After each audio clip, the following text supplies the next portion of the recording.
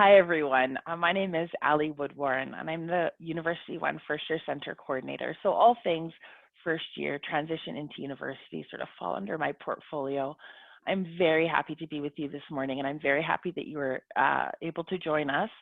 I said good morning this morning, but knowing that there are folks joining us from all over the place with the remote learning environment, I would say good morning, good evening, or good afternoon, whichever is applicable for you. We're going to get started with our session today. I'm going to start by sharing my screen. I'm going to actually turn off my video so that you can pay full attention to the session at hand here. So I will be sharing my screen and taking you through some of the things that you're going to need to know as you transition from being a high school student into being a university student. So we're going to talk today about some of the differences, as I said, between high school and university. We're also going to talk about some ways that will help you adjust to being now a university student instead of a high school student. And then we'll also be talking about some of the things that you're going to need as you begin your studies during this very unusual time during a global pandemic, where the vast majority of work that you'll be doing will be remote learning, and there will be probably very little opportunity for new students to be on campus this year. So when we talk about the differences between high school and university, we really talk about these 5 key differences. There's significant differences in the teaching style, how you will study and learn, the kinds of tests and assignments that you are offered, and the kinds of tests and assignments that you're expected to complete during your courses, how to connect with friends and community. It becomes a little bit different at university, certainly than in high school. And then we also want to talk about some of the rules and the regulations, because there are significant differences in some of the rules and regulations between what happens at university and what happens in high school. So we'll talk about some of that as well. So let's just dive right in here. So some of the teaching styles. So these are some of the things that happen in high schools currently. So in high schools currently, when you're in high school now, often class notes are provided, right? Your teacher will tell you, write this down, or they will give you notes, or they will specifically, give you access to PowerPoint presentations and such. There's lots of opportunity for discussion, for examples, demonstrations. There's lots of group work that happens in the classrooms in high schools. And often textbook, novel readings, like you'll do that together, right? You'll do those things with your classes, and you're working through the material together with your classmates. At university, it's a little bit different. So students are expected to take notes during class. You will be the one who is determining what you write down and what you do not write down. And even though profs often will provide students with PowerPoint or some kind of notes, a document with the notes, it's still really important for students at university to take their own notes in class, write down things that you think are important. That's very, very critical for success at university. Lots of students also talk about using their laptop to take notes. While that's okay, you're allowed to do that, certainly, I very, very much recommend that you do not use a laptop. We know from research that handwriting notes actually leads you to learn the material better. So, taking notes is a really important piece of what happens in university classes. At university, there's less chance for group work often, less chance for discussions, less chance to do many things, because in the large introductory classes, you're going to probably be in courses with, lots of students, more than 100 students often. And of course, we're doing work virtually, so that can have an impact as well. So you're not likely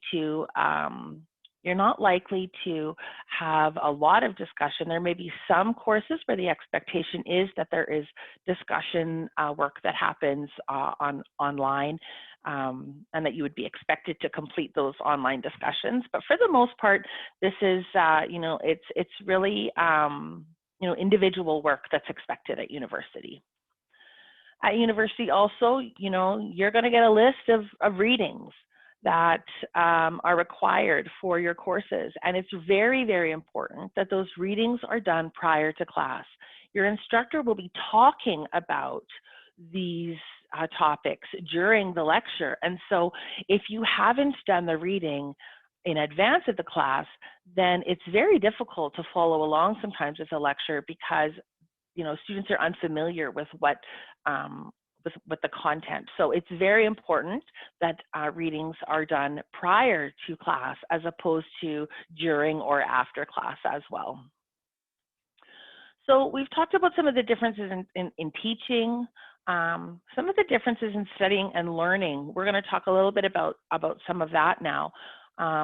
So, in high school, a majority of the learning takes place inside the classroom. You're given lots of time to work on assignments and projects and these kinds of things. These are, they're fashioned in such a way that they, you do a smaller assignment, bigger assignment, bigger assignment, bigger assignment, and then that leads you to be prepared for a test or a project or an assignment. But it's a little bit different in university. The majority of your learning is going to take place outside of the classroom and on your own time. So we have this sort of, we call it the 2-to-1 rule. So for every hour that you're in a class, you're likely to spend at least 2 hours outside of class on your own studying for studying the course material. So remember that, your time, when you think about your time and you're planning for your university courses, remember that it's not just your class time that you need to factor in. It's, a lot of time outside, more time outside of the classroom than is actually inside the classroom. At university, students are expected to study, plan, all on their own. Your time management skills are going to be very, very important as you begin your university studies. This is something you can see on the screen here. We've got this this schedule here. This particular student, there's more work of review and doing readings. You can see there's more work to do with readings and reviewing notes, etc. That is going to take up more time than your actual classes will take up. So it's very important to keep that in mind as you're doing your planning and thinking about what does it mean now to be a university student. We're going to move on and talk a little bit about testing and assignments and how that works at university. So in high school, you have lots of tests, you have lots of assignments through the term, and they're each worth sort of a small amount they each contribute to a small amount to your final grade in the course. Sometimes you might have the opportunity to rewrite or resubmit work that wasn't done at your best. And sometimes those deadlines are flexible when you're submitting university work. So, when you're submitting work in high school. At university, some of these things they're actually quite different. So the first difference that you'll notice is that the number of assignments or tests is going to be very different. So we've got a sample here of what might be in a high school chemistry course, and you'll see there's lots of assignments worth very little, right? The highest value is 20%, and that's in the final exam. When we look at a university chemistry course, you'll see you have 2 midterms and a final exam, and the final exam can be worth, a significant percentage of your grade. So, that is a significant difference, and something definitely that we really need to, that we need to think about here. That you do have less opportunity to submit work, so that's an important consideration as well. At university, you only have one chance to write your test or exam or complete an assignment. If an assignment isn't done to the best of your ability, if you have rushed, if you hand it in, you don't get to redo, rewrite. Dates are not flexible. Again, remember, often in your courses, there'll be more than 100 students. And so, the instructors have to really set those deadlines, and they only will give one opportunity for students to write an exam or test. If a student gets sick, I will say it's very important to contact the professor. There can be some accommodations made, but certainly documentation would be required. So if you are sick on the day that you're supposed to submit a test or an assignment, then it's important to have confirmation from a doctor that you're unable to do that, and then your prof can help you with making accommodations for that. The last key difference that we're going to talk about related to tests and assignments, again, are these dates, and being really not very flexible for dates and deadlines. So, you're going to receive at the beginning of each course, you'll get what's called a course outline or a course syllabus, and that's going to indicate all of the dates and deadlines for all of the work required in the course. And you're probably not going to get a reminder when these dates are approaching. Your prof is not going to tell you when it's time to start writing essay number 2. Your profs are not going to remind you. They may remind you. I shouldn't say they're not going to. They may remind you. Some will, some won't. Remind you of tests, due dates. They're not going to tell you, probably not going to tell you when you should be getting started, when you should be starting your studying for these things. So really the onus becomes on the student to manage their own time, their own assignment schedules, their own, their workload really that's a significant difference. I think that's one of the significant differences that we hear from students anyways, is this notion of being very independent as a university student. And all of the things that we've talked about so far really, really highlight how being a university student is really the responsibility of the student. Your instructors are there to provide support to you, to teach you content, to help you understand that content, but really the work becomes yours as university students. It really becomes yours to do. So we're going to move on, and the next thing we're going to talk about is, friends and community. In high school, you've probably been in classes with friends that you've had for many, many years.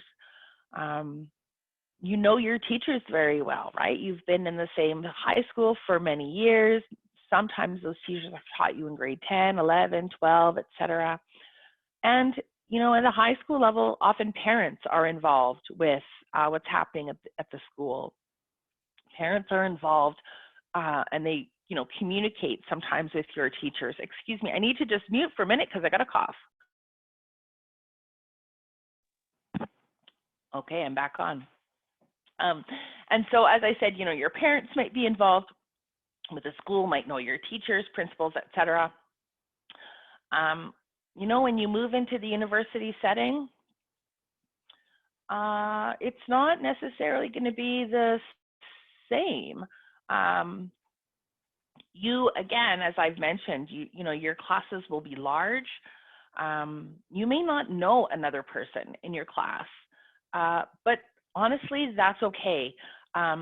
You'll hear many times as you begin your university studies and you participate in some of these sessions that we have, that we would encourage students, we always encourage students to sort of connect with at least someone else in your class so that you have another person who you can share, notes with, bounce ideas off, these kinds of things. But, given the remote nature of our learning environment these days, remember everyone is kind of in the same position as you are, right? And because you'll have access to online discussion boards and your courses will be available like in some kind of electronic format, it might in fact make it easier for you to connect with other students in your classes. Just to, again, someone to share notes with, bounce ideas off of, and those kinds of things. The other thing that is different at the university is that, right now, your teachers really can have a sense of how you're doing in the class just because of those numbers, and they're able to know you. They're able to know you much better.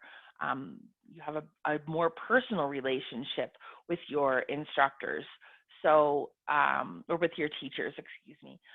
But now at university, it's going again to be up to you as students to reach out if you need help, if you need clarification, if you don't understand something, if you're having a hard time in the class. It's really up to the student to reach out to the instructor. As I mentioned, many of your classes will have over 100 students. And so you can imagine that it would be difficult for the instructor to try to keep up and keep connected and check in on each of those students individually. And so, it's very important for students to know that if you are having any difficulties, it's up to the student to reach out to the instructor to get some assistance. The last difference when we talk about friends and community, and the last difference between high school and university that we're going to touch on again, goes back to that parental involvement and what the university will and will not speak to and share information about students. So at the university, while certainly we recognize that parents are an important piece of the puzzle for university students, we at the U of M do not communicate directly with parents about anything. In fact, we're not allowed to release any information regarding a student's performance, fees, status, all of those things. We are not permitted to release any information to anyone other than the student themselves. And even if that student is underage, even if that student is a minor, even if that student is not paying the bills.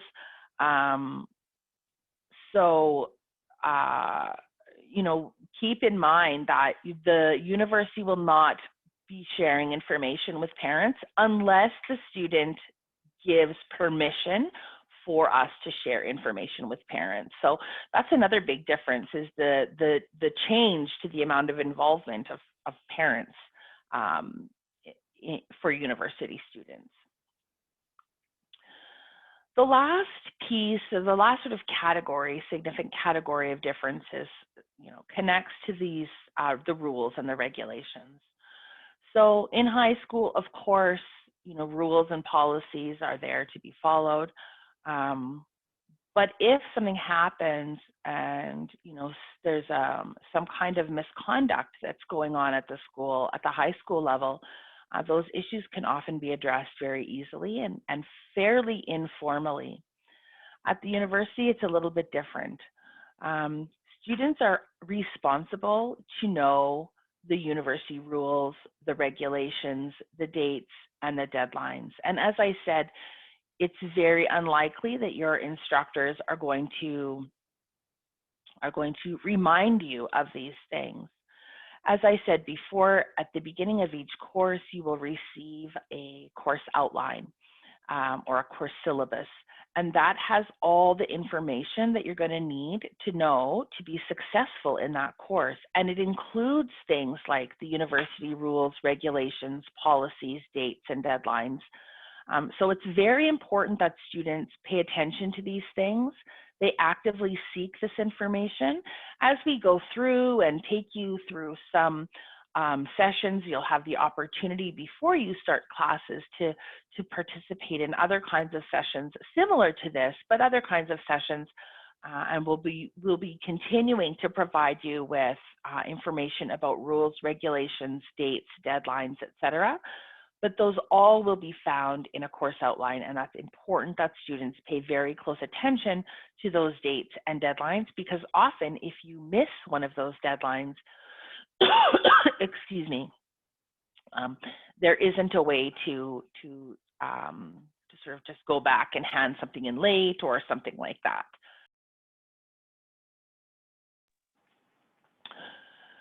So we're going to talk now about some of the things that, ways that you can adjust, ways that you can, you're going to have to change some of the actions that you do when you're going to have to make some changes to your practices and to your strategies that you use as a student.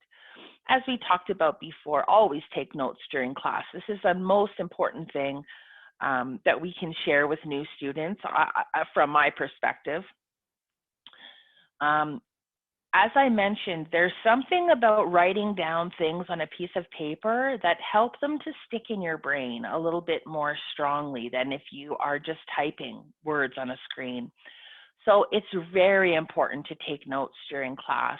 Make sure that you are thinking about when you're taking notes.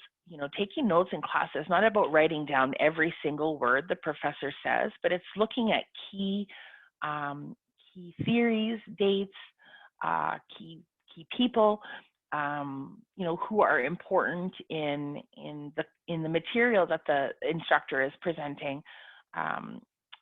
Remember again that you're going to take your notes, but then you're going to go back and you're going to reread your notes, and you're going to revise your notes, and you're going to look at your notes again. And so that gives you the opportunity to do additional research or find other information about specific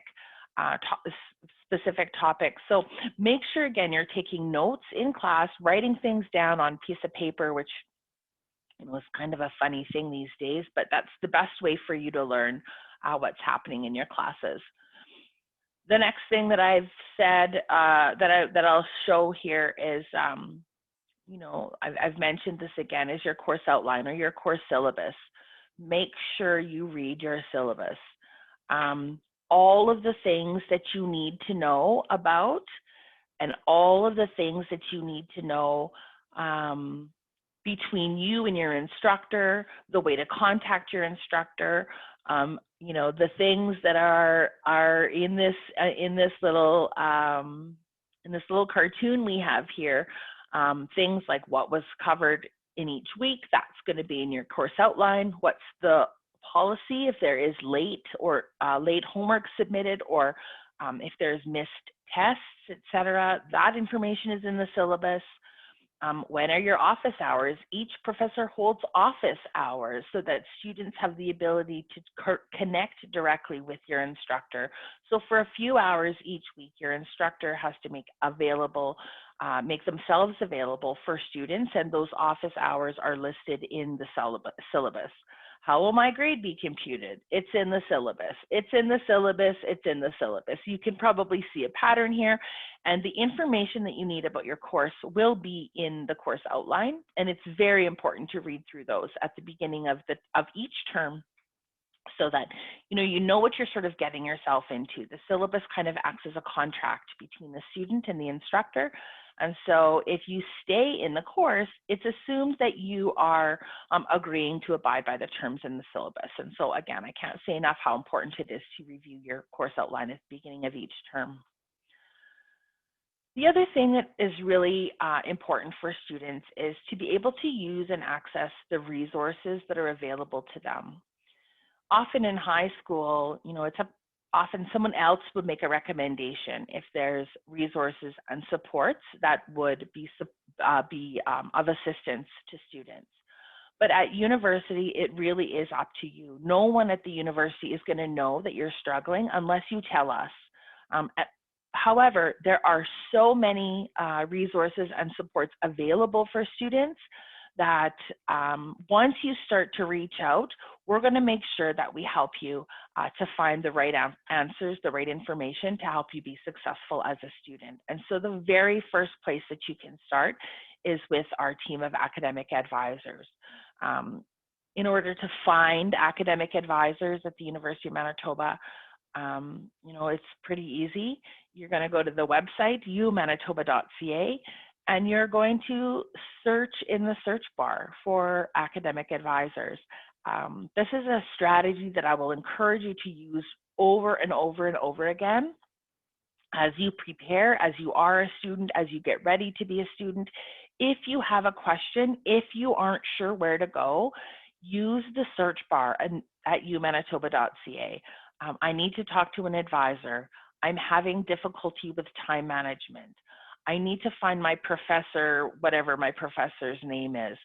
If you use the search bar for these kinds of things, you're going to find the information that you need, and you're going to find the information that's going to be of most value to you.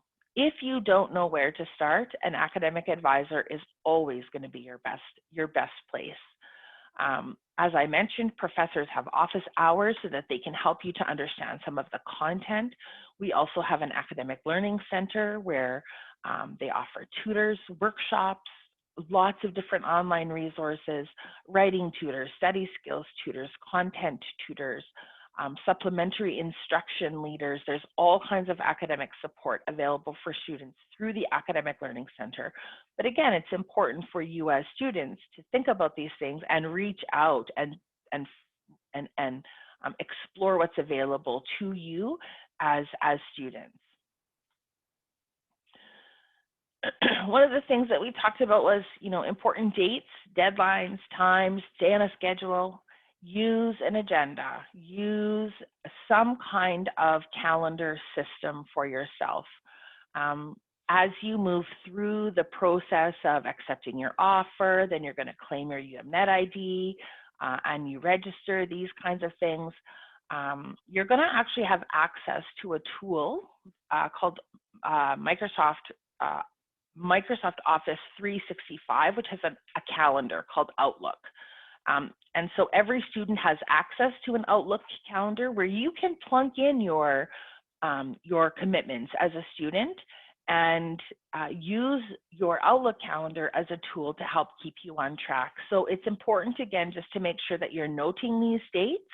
Whatever works for you is going to be the best way to go. But, honestly, most students these days, you have your phone and you can just use your phone as your reminders and your calendars for your academic work that you have due. So as I said before, we talk about like this difference in workload and getting ready.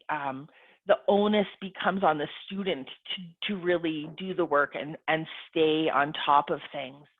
So what we really do encourage students to, put together a calendar where, you may remember that in the example that we gave before in the chemistry course, we had a 20% midterm, a 20% midterm, and then a 60% final exam. So, populating a calendar with those things gives you a visual so that you can see very clearly when might be a good time to start studying for those tests and midterms. And we've got some color coding in here.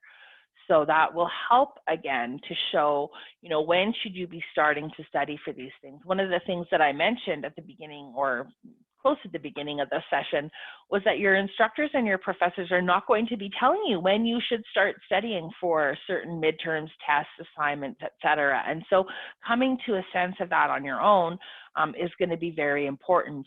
Also keeping in mind that studying for an assignment or a test or an exam worth 60% of your grade is probably going to take more time than something that maybe is worth 20% of your grade. And so it's very important to sort of keep in mind that these the workloads will be slightly different. You'll have fewer things to do, but they'll be worth more percent value in your final grade.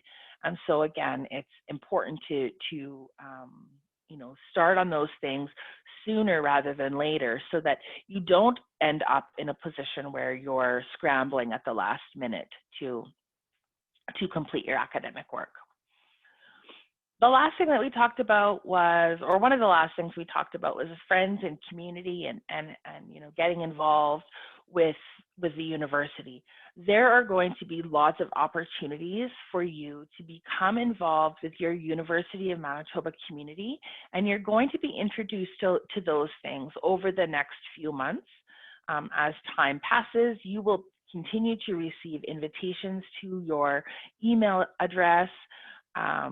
You'll also be sent information to your University of Manitoba email account that you will claim once you've accepted your offer of admission. It's very important to claim your UMNet ID, and that information will be in what things that get sent to you through the Next Steps for New Students series.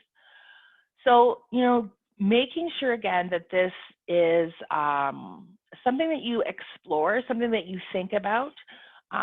There are all kinds of clubs and student communities and opportunities. There is experiential education, so some service learning opportunities. We have mentorship, we have volunteer opportunities. There's all kinds of places and people where you can get involved at the university and meet new people, connect with people you're already connected with, and really grow your university experience.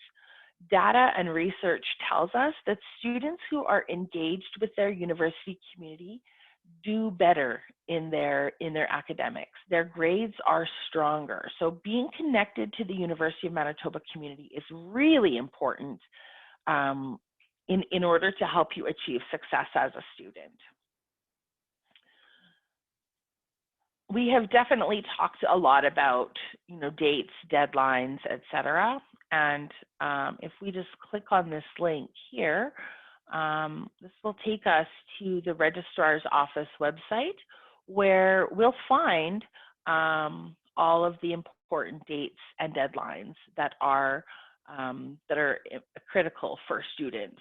And so you'll see that we have some important dates for the fall term where we can look at registration access times are available, the transiting, minor, major declarations, when advanced registration begins, when you have access to UM Essentials, which is our online orientation, new student registration begins.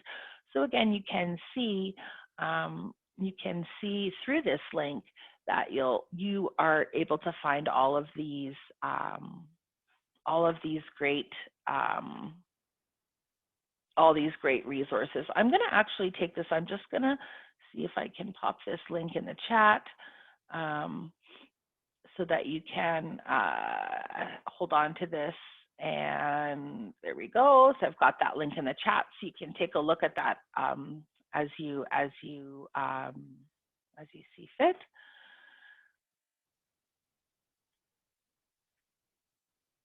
The next thing we're going to start talking about here is, what do you need to be a university student during a pandemic? So we're going to be doing remote learning for the vast majority of courses that you'll be taking. As I said, the learning will still take place online. So of course you're going to need a computer or a laptop. Often you'll need a microphone, a webcam, speakers, etc. So those are things that you're going to need to be able to participate in interactive activities that are required of your coursework. The university has what's called a learning management system where all of your courses are housed. So all of the course information is located on a web page. So being able to access the web and have a good computer or laptop that allows you to use a webcam, speakers, microphone, etc. You also have to have the ability to create and edit documents. You have to have some kind of program like Microsoft Word or something like that.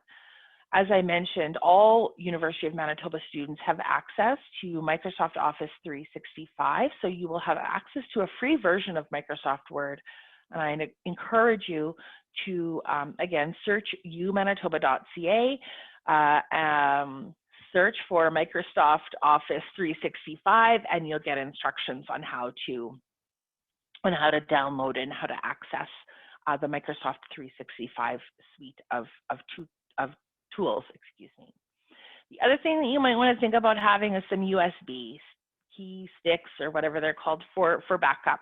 You know, there are always technical challenges that may come, and we want to make sure that you don't lose work. So make sure that you're saving your work in an organized fashion on your laptop or computer, and use a USB backup for any assignments, tests, documents, papers, all those things that you're creating, because again, we would hate for you to lose something and then not be able to submit something because you don't have access to it electronically any longer. So along with a laptop, of course, is going to come access to Wi-Fi or to the internet. It's very important that you have a strong Wi-Fi connection. You have to be able to stream videos, and you also have to be able to download software on your computer. And so those things are very important to have access to. We encourage students to use a hardwire into their internet if possible. So to connect to your internet by way of an Ethernet cord, so that you're actually hardwired in particular during tests and exams, because again, we do not want students to be you know, in the middle of an exam, Wi-Fi crashes, they can't finish their exam, those kinds of things. If ever something happens along those lines where you know, you're having difficulty, you can't get something to work, it's time sensitive, make sure you're taking screenshots, emailing your instructor when you can, documenting the difficulty that you've had in some fashion. That's very, very important so that we can help resolve that at the other end of you know, at the other end of the problem, so to speak. It's very difficult for us when students contact us and say, oh, I couldn't finish my test because the system crashed. That may not be something that we know what that means, or it won't let me. Lots of students say, well, I tried to do this, but it wouldn't let me. I'm getting error reports, these kinds of things. So if you can, and if you ever experience technical difficulties, I strongly recommend that you take a screenshot or a picture or something so that we can have documentation of the difficulties that you've had and help resolve that at the end of the day. So you need a computer, you need Wi-Fi and internet. You also need to have a dedicated study and learning space. This is very, very important. You can't be a university student by using your cell phone. You can't be a university student and do all of your classes likely on a tablet. You need a computer, a desk, a dedicated study and learning space where you can work uninterrupted and have some privacy and quiet so that you're able to do that. Students cannot watch Netflix and write a paper at the same time. You can't take care of your siblings and babysit your siblings and do your studies at the same time. When you are registering for courses, and you'll hear this message in some of our sessions coming up, you know, when you register for courses, you have to be available to pay attention during that time slot. So if you have a class, whether it's online or not, Monday, Wednesday, and Friday from 9:30 to 10:30, you need to be available, focused in a quiet, dedicated study space for that period of time so that you can participate fully in what's going on in the classroom. Remember that in a non-remote learning environment, you know, Monday, Wednesday, Friday from 9:30 to 10:30, you're going to be in a classroom sitting in front of an instructor. This remote environment is no different. You need to have a place where you can go each day to do your studies so that you have the tools that you need, you have the quiet, privacy, you know, those kinds of things. You know, doing your studies you know, on the couch while everyone else is watching TV in the house is just not going to work. So it's very, very important that students find a dedicated study or learning space that they can make their own so that they have the ability to focus in on their studies when the time comes. So that, my friends, is really the last slide that I have. I have, you know, we do have a bit of time before the end of the session. I'm going to actually stop sharing my screen. I'm going to put my video back on so you can see my face. If I can figure out how to do this, there we go. So, you know, because we've got a bit of extra time, I hope this morning that the session has been helpful. I hope that gives you a sense of some of the differences between high school and university and what some of that might look like. If there are any questions, I think we could probably open up the chat now. Sam and Anne, if you don't mind opening up the chat. Remember again that if you have any questions, please feel free to pop those into the chat. There's a number of students in the session today, so we may have, you know, we may not get through to all of the questions, but we'll certainly do our very best to answer any questions that students may have. I don't see anything coming through, but we'll wait a minute or two to see if there are questions. While we're waiting for questions, for those of who don't have questions and who may want to take a bit of a break before the next session that you've registered for, I would say, you know, thank you again for coming. It's been lovely chatting with you all. I look very forward to meeting with you when we're back on campus. I hope that I'll see some of you and some familiar names in some of our sessions that we have coming up for students over the next few months over the summer as we get ready to welcome you to your first term as university students. Again, I'm not seeing any questions, so I guess for now I will say thank you again to everyone. I very much enjoyed my time with you. I hope you learned something. Please feel free to reach out. It's an easy place to remember, umanitoba.ca. Use the search bar to find any information that you may be looking for. So thanks again, I guess. I'm cautious, I don't want to miss a question, but I think we'll sign off for now. And Sam and Anne, I'll meet you back in the next session in a few minutes. Thanks everyone, and have a really great day.